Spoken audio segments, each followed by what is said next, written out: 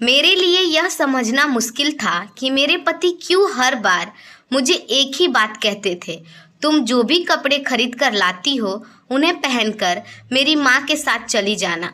उस दिन भी कुछ ऐसा ही हुआ था। मुझे नहीं पता था कि मैं जिस नर्क में जाने वाली हूँ उसकी शुरुआत मेरे नए कपड़े को कैंची से काटने से हुई थी। उस दिन मुझे एहसास हुआ मेरा प्यार, मेरी शादी और मेरे सपने सिर्फ एक झूठ थे। उस झूठ से पर्दा तब उठा जब मेरे पैरों तले जमीन खिसक गई। मैंने खुद को एक ऐसी जगह पाया जहां से मेरा वापस आना नामुमकिन था। मेरा नाम स्नेहा है और मेरी ज़िंदगी की कहानी कुछ ऐसी है जिसे सुनकर शायद आपको मेरी बेवकूफ़ी पर हंसी भी आ सकती है और मेरे दर्द पर अफसोस भी हो सकता है।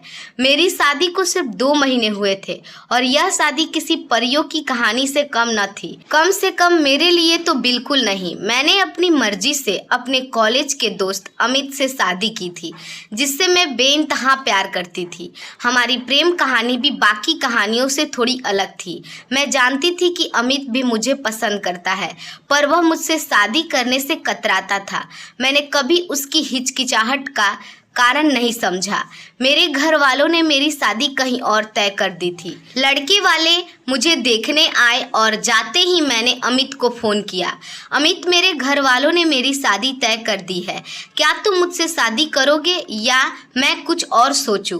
मैंने उससे पूछा। उसकी आवाज़ में घबराहट थी। उसने मुझे समझाया कि मुझे अपने माता पिता की बात मान लेनी चाहिए, पर मैं तो उसकी दीवानी हो चुकी थी। मैंने उसे धमकी दी कि अगर वह मुझसे शादी नहीं करेगा तो मैं आत्महत्या कर लूँगी।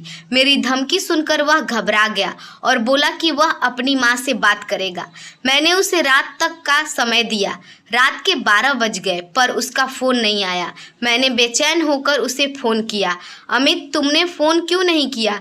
मैं इंतज़ार कर रही थी। स्नेहा, मुझे माफ़ कर दो, मेरी माँ राजी नहीं हो रही है।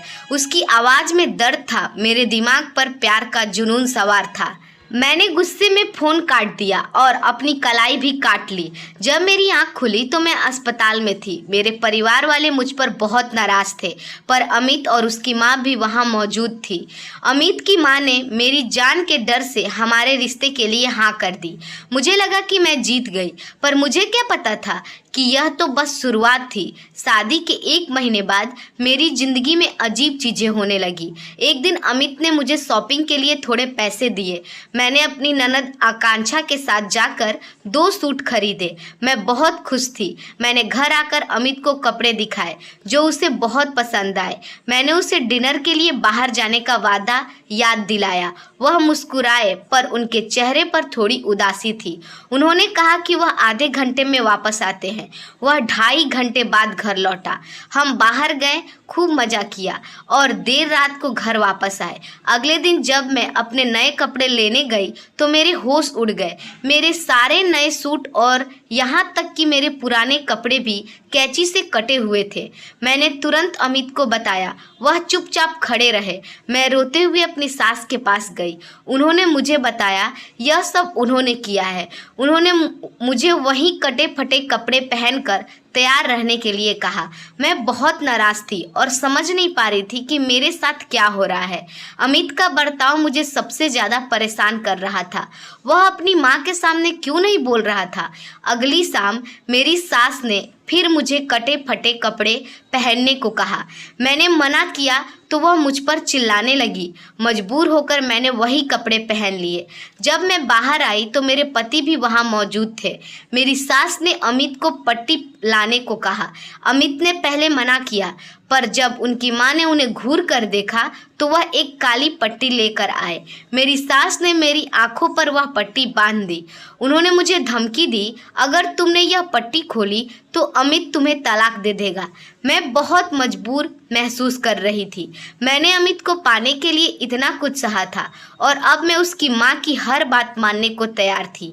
मेरी सास मेरा हाथ पकड़कर कहीं ले जा रही थी। मुझे सिर्फ शोर और लोगों की आवाज़ें ही सुनाई दे रही थी। हम काफ़ी दूर तक चले गए, फिर एक जगह पर बैठ गए। वहाँ गाड़ियों की आवाज़ें भी आ रही थी, जिससे मुझे लगा कि हम किसी सड़क के किनारे थे। यह सिलसिला हर दिन चलता रहा। हर शाम मेरी सास मेरे नए कपड़े काट देती और मुझे अपनी आंखों पर पट्टी बांधकर किसी अनजान जगह पर ले जाती थी। मैं बहुत थक चुकी थी और आखिरकार मैंने सच्चाई जानने का फैसला किया। एक दिन मैंने चुपके से उस पट्टी में छोटे छोटे छेद कर दिए। शाम को जब मेरी सास मुझे अपने साथ लेकर गई तो मैंने उन छेदों से झांकने की कोशिश की। जो मैंने देखा वह हैरान करने वाला था। हम एक फुटपाथ पर थे जहां लोग आ जा रहे थे। मेरी सास ने मेरे आगे एक बड़ा सा बोर्ड रखा और एक कटोरा भी रख दिया। बोर्ड पर लिखा था, मैं अंधी और गूंगी हूँ, मेरी मदद करें। मेरी सास ने अपने चेहरे पर दुपट्टे से ढक रखा था ताकि कोई उन्हें पहचान न सके। लोग उस बोर्ड को पढ़कर मेरे कटोरे में पैसे डाल रहे थे। कटोरे में एक कपड़ा बिछा हुआ था ताकि सिक्कों की आवाज़ मुझे सुनाई न दे। तब मुझे समझ आया कि मेरी सास मुझसे भीख मंगवा रही थी। यह जानकर मेरे होश उड़ गए। घर पहुंचते ही मैंने आंखों से पट्टी हटा दी। मेरी सास और पति दोनों हैरान रह गए। मैंने उनसे कहा, आज मुझे सब कुछ पता चल गया है कि आप लोग मेरे साथ क्या कर रहे थे, मेरे कपड़े क्यों काटे जा रहे थे और मुझे कहाँ ले जाया जाता था। मेरा पति अमित घबरा गया और मुझे छोड़कर न जाने की मिन्नतें करने लगा। उसने मुझे सब कुछ सच सच बता दिया। स्नेहा, मेरी माँ ने पहले से ही मेरी शादी अपनी सहेली की अमीर बेटी से तय कर रखी थी। वह लड़की बहुत सारा दहेज लाने वाली थी, एक कार, एक बंगला और लाखों रुपए। मेरी माँ का मानना था कि मेरी नौकरी इतनी ही नहीं है कि मैं अपनी दोनों बहन की शादी करवा सकूं। जब तुमने मुझे सुसाइड की धमकी दी तो मैं बहुत डर गया और माँ को हमारी शादी के लिए मना लिया। उन्होंने एक शर्त रखी कि तुम दहेज में कुछ भी नहीं लाओगी, इसलिए तुम्हें पैसे कमाने पड़ेंगे। यही वजह है कि वह तुम्हें सड़क पर ले जाती है और तुमसे भीख मंगवाती है। यह सुनकर मेरा दिल टूट गया। मैंने अपनी सास से कहा, मैंने आपको अपनी माँ समझा था, पर आपने मेरे साथ यह क्या किया। फिर मैंने अपना सामान पैक करना शुरू कर दिया। मैंने अपनी सास से कहा, आप अपनी बेटियों की शादी एक अमीर घर में कर सकती हैं, मैं जा रही हूँ। मेरी सास ने मेरा हाथ पकड़ा और रोने लगी। उन्होंने मुझसे माफ़ी मांगा और कहा, मुझे माफ़ कर दो बहू, मुझे अपनी बेटी की चिंता थी, मुझे पैसों की बहुत ज़रूरत थी। मैंने उनकी मजबूरी को समझा, वह भी एक माँ थी। उन्हें मैंने माफ़ कर दिया और कहा, आप परेशान मत हो, मैं पढ़ी लिखी हूँ और मैं भी नौकरी करूँगी। हम सब मिलकर इस घर को चलाएंगे और अपनी बेटियों की शादी धूमधाम से करेंगे। आज अमित और मैं मिलकर काम करते हैं। हमने अपनी मेहनत से अपने दोनों ननदों को शादी की। मेरी सास अब मुझे बहू नहीं बल्कि अपनी बेटी मानती है। हमारी ज़िंदगी अब बहुत अच्छी है। भगवान ने हमें एक प्यारी बेटी भी दी है जिसके साथ मेरी सास खेलती रहती है।